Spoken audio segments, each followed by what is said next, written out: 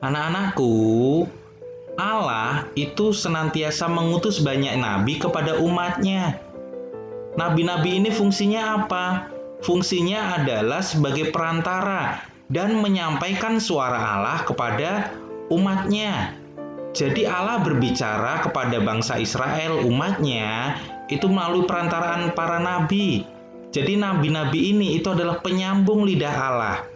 Dan nabi-nabi ini itu mengajar orang tentang kasih Allah dan bagaimana melayani Allah. Mereka juga memberitahu orang-orang tentang janji-janji Allah. Anak-anakku, dahulu kala Allah membuat janji kepada Abraham. Ia berjanji bahwa semua bangsa di dunia akan diberkati melalui Abraham. Dan berkat itu akan turun melalui juru selamat, yaitu Yesus Kristus. Dan Allah juga membuat janji ini berulang kali, dan banyak nabi menceritakan hal itu. Yesaya itu bercerita tentang hadirnya juru selamat. Ia berkata bahwa seorang anak akan lahir dan akan menjadi raja selama-lamanya, bahwa Allah akan mengirimkan keselamatan kepada semua orang, dan bahwa juru selamat akan menghapuskan segala dosa dan penderitaan kita. Ada juga nabi yang lain, yaitu Daniel.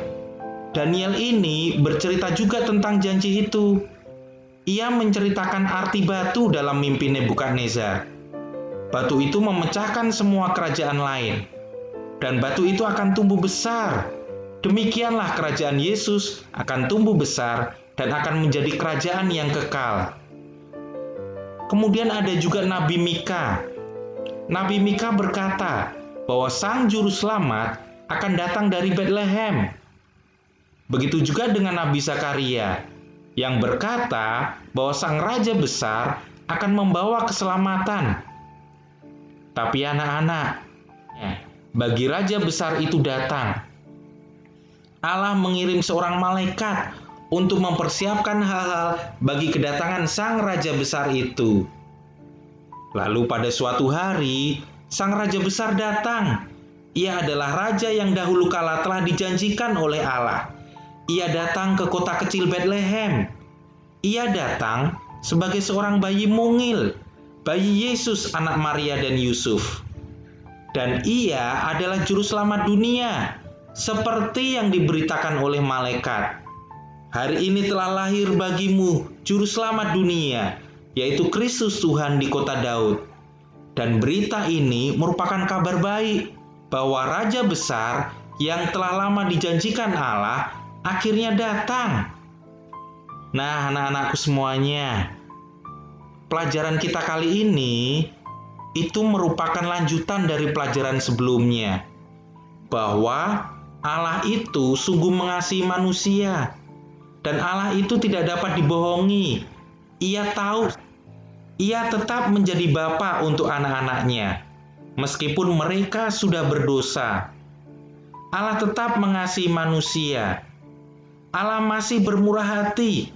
Allah mau menjadi Bapa untuk anak-anaknya yang sudah jatuh dalam dosa itu. Dan ia masih mau menganugerahkan keselamatan yang kekal. Nah, anak-anak, kasih Allah itu sungguh ajaib. Penyelamat yang hendak diberikan Allah kepada dunia yang berdosa ini, itu adalah anaknya sendiri, yaitu Yesus Kristus, yang lahir di Bethlehem dan yang mati di Golgota untuk menebus segala dosa manusia. Bagaimana komitmen kita? Apa tanggapan kita terhadap kasih Allah yang sungguh luar biasa itu? Yang pertama, kita harus bersyukur dan sungguh-sungguh percaya bahwa Yesus adalah anak Allah. Dia adalah Tuhan dan Juru Selamat dunia. Kita perlu berterima kasih kepada Tuhan. Kita perlu untuk senantiasa bersyukur. Hidup kita itu harus senantiasa bersyukur. Dan kita harus sungguh-sungguh percaya bahwa Yesus adalah Juru Selamat dunia. Sebagai kesimpulan kita pada pelajaran hari ini, kita harus yakin bahwa Allah mengasihi manusia, sehingga memberikan Yesus Kristus untuk menebus dosa kita.